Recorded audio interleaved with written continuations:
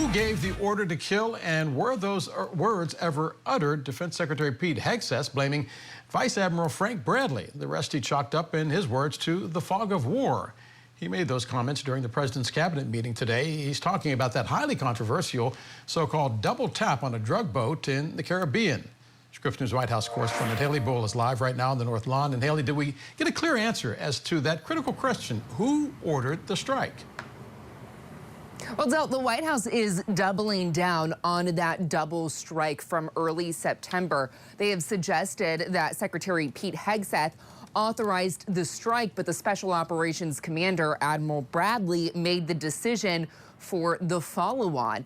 This all stems from a report from the Washington Post that suggested that Hegseth gave an order to kill them all and that Bradley was acting on those commands. The White House and Hegseth have denied that exact quote, but the secretary, when pressed on this, said that he watched only the first strike, did not personally see survivors, what he blamed on, as you mentioned, Del, the fog of war, and later learned Bradley made the call to sink the boat. He did not specify, however, though, whether the commander, in fact, was knowledgeable about survivors before that second strike was ordered, pivoting instead to criticism of the reporting. However, Hegseth offered backing of the commander that the White House has said this week acted within his authority, saying this.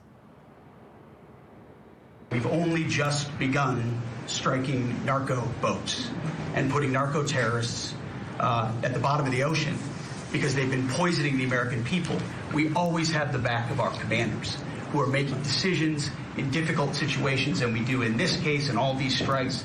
They're making judgment calls and ensuring that they defend the American people. They've done the right things. We'll keep doing that, and we have their backs, Mr. President. Now, Del, President Trump, who at the time of the strike, when announcing it to reporters, had noted he had gotten a, quote, a little bit of a briefing from the Joint Chiefs of Staff, denied knowing about the second strike today, suggesting he hadn't gotten a lot of information. The president over the weekend suggested he wouldn't have wanted a second strike, but maintained he wants boats taken out and backed Secretary Hegseth in this. At the same time, as the president defended the policy of taking out what are these alleged boats trafficking narcotics, the president said they will also conduct land strikes in an effort to combat drug trafficking.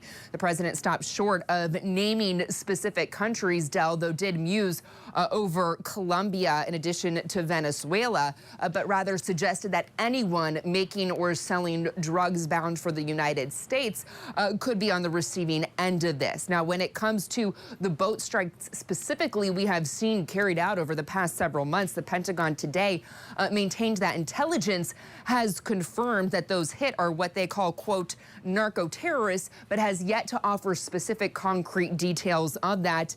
In total, the Pentagon says they have conducted 21 strikes and killed 82, Del.